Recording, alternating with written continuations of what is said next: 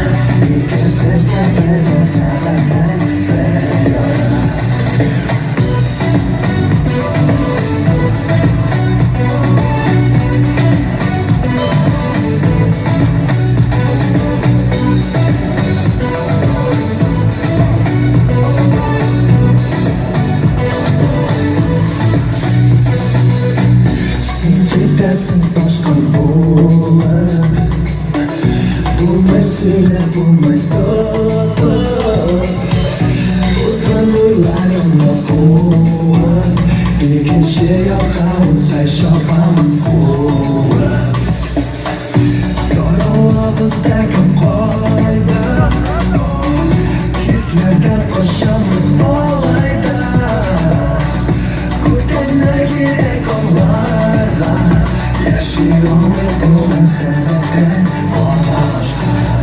Bu şaşkın hissi bulmasa Elçili bezning aramızda İki yürekte yolunda yana İki tezgahını hem yana İki yürek birge yana İki yürekte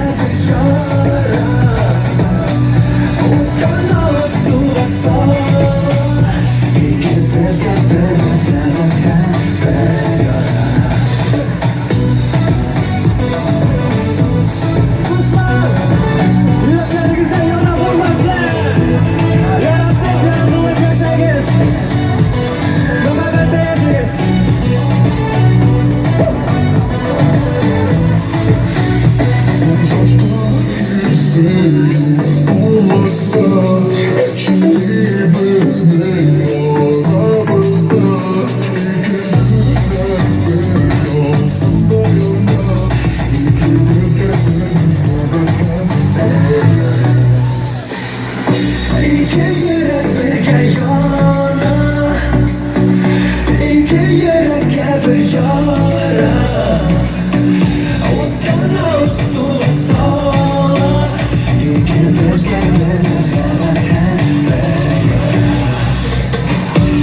Yeah.